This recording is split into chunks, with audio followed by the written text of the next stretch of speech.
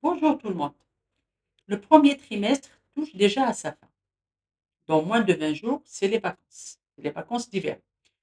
Les enfants seront contents car ils seront libres.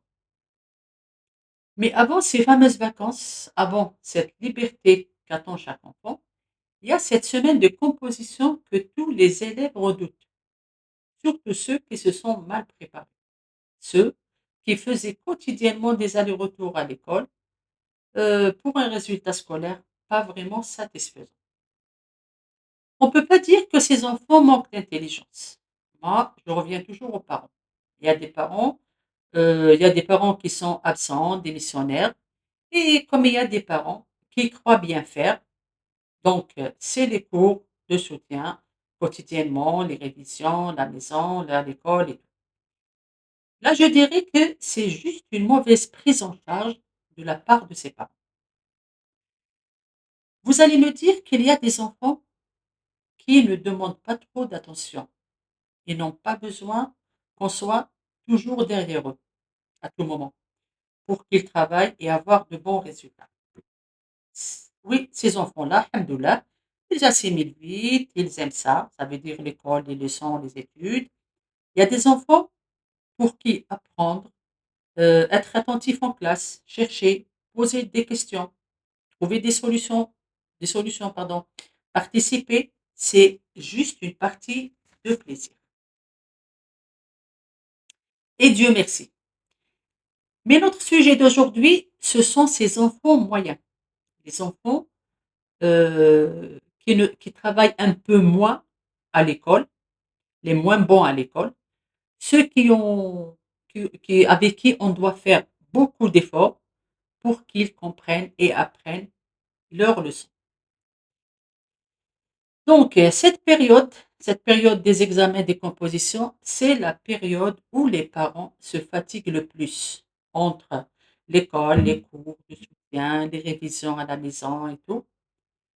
Je ne peux pas dire que je suis contre les cours de soutien, mais je ne suis pas pour parce que je respecte le choix des parents. C'est tout. Une chose est sûre, un enfant habitué aux cours de soutien dans plusieurs matières devient feignant en classe. Il passe son temps à ne rien faire, à ne pas se concentrer avec le prof, parce que dans sa tête, il n'est pas obligé d'écouter, de participer, car il a une alternative. Et là, ça reste un enfant. Oui, il a les cours de soutien. Comme on le sait tous, les cours de soutien, malheureusement, et là je ne généralise pas, hein, malheureusement ne sont pas donnés sérieusement, parfois. Bien qu'il y a des profs très conscients, humains, sérieux, ils se donnent à fond avec les élèves, mais ils sont vraiment rares. Donc, pendant la journée, je reviens à l'enfant, donc pendant la journée, cet enfant passe par 3 étapes, 3 moments très importants pardon, dans sa petite journée. On a le matin, 8 heures du matin, l'enfant est à l'école. Là, il n'est pas très présent parce qu'il sait que s'il rate quelque chose en classe, il va le récupérer pardon, pendant les séances des cours de soutien. Après, on a fin d'après-midi, il est avec les cours. Il a déjà passé sa journée en classe à essayer de se concentrer. Je dis bien à essayer de se concentrer en quelque sorte ou à écouter. Mais déjà, il est fatigué. Déjà, la fatigue commence à s'installer parce que toute la journée en classe avec tout le travail qu'il a fait en classe avec les professeurs, et fin de journée, il est dans les cours de soutien. Donc, 20 heures. Le troisième moment le plus important chez l'enfant, c'est vers 20 heures ou parfois plus. Il est à la maison avec maman et papa. Il fait le fatigué. En vérité, il est fatigué. Il ne fait pas le fatigué. Il est fatigué par le travail lui-même. Il n'est pas fatigué par le travail lui-même, mais par le fait qu'il essayait à chaque fois de reporter le travail à plus tard. Il se dit à chaque fois, j'ai le temps, Je ne vais pas me forcer maintenant, je vais tout récupérer tout à l'heure, soit dans les cours ou en classe ou à la maison. Donc à chaque fois, il essayait de se convaincre qu'il a déjà fait le travail où il a tout son temps pour récupérer. En vrai, lui, il est juste déboussolé et désorienté. Un peu trop de charge sur ses petites épaules. Il n'a même pas le temps de respirer. Et là, il fuit les situations à chaque fois. Et les parents se posent des questions ou s'étonnent. Pourquoi, avec tout ce qu'on fait pour cet enfant, le résultat, pardon, n'est toujours pas très brillant. Oui, en fin de journée, cet enfant est vraiment fatigué d'aller à l'école, d'aller toute la journée d'un lieu à un autre, d'une classe à une autre, d'un professeur à un autre. À chaque fois qu'il est dans un endroit, classe ou maison, cours, il pensera ailleurs. Il pensera, il se dit peut-être qu'ailleurs, il sera mieux, il comprendra mieux, il sera mieux concentré, il donnera peut-être le meilleur de lui-même. Et là, je répète, il est juste perturbé. Et comme ça, les jours, les semaines, puis les mois passent.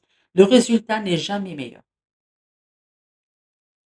Mais, j'ouvre une parenthèse. On n'oublie pas qu'il y a des élèves qui récupèrent très très bien avec les cours de soutien. Alhamdoulilah.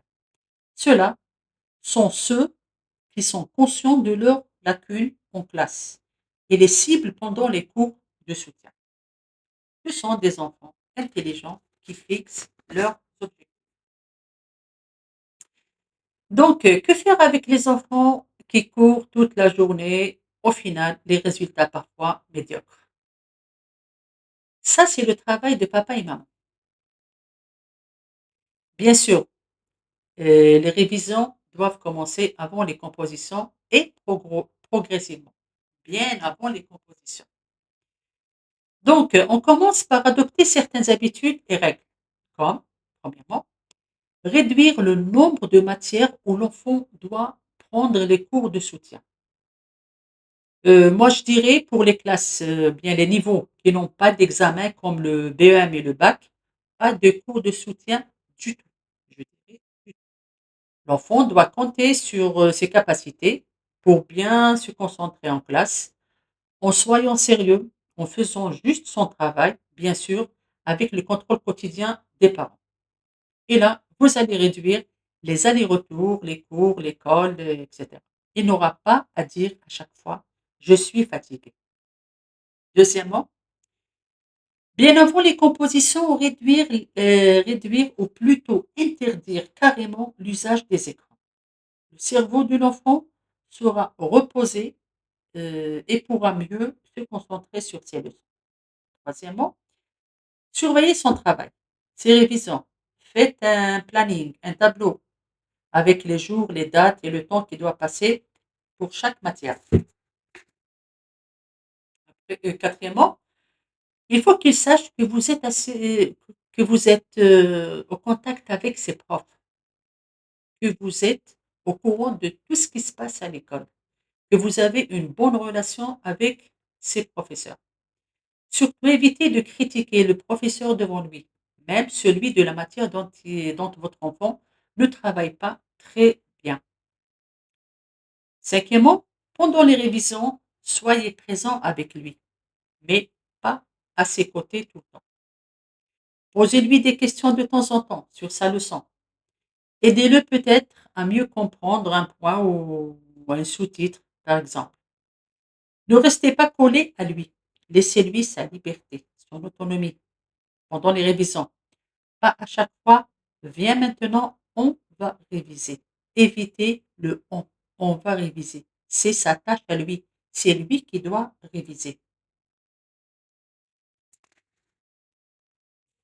La meilleure, pardon, la meilleure façon de faire des révisions est à chaque fois qu'il révise, qu'il lit ou qu'il apprend un passage ou quelque chose ou un petit paragraphe par exemple, il prend un stylo et il l'écrit. Il l'écrit aussitôt pour voir s'il a retenu. Après, il fait une autocorrection. Il se corrige lui-même. Vous n'avez pas à lui corriger. Il corrige ses erreurs. Il fait l'élève et le prof en même temps. Comme ça, il n'oubliera jamais son cours. Il sera fier de lui.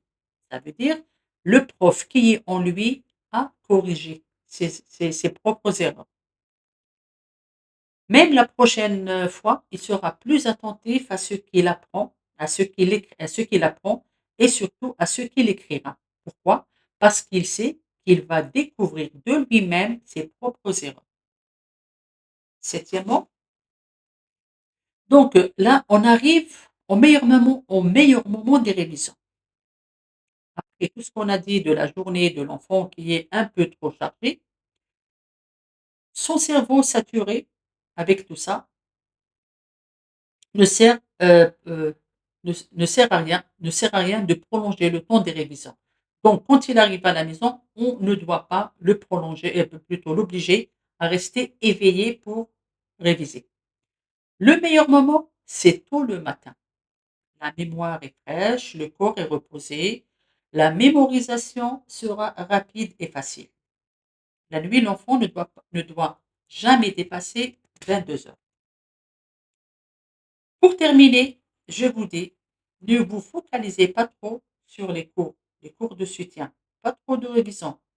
Allégez un peu la journée de votre enfant. Faites des sorties, des jeux, des interactions.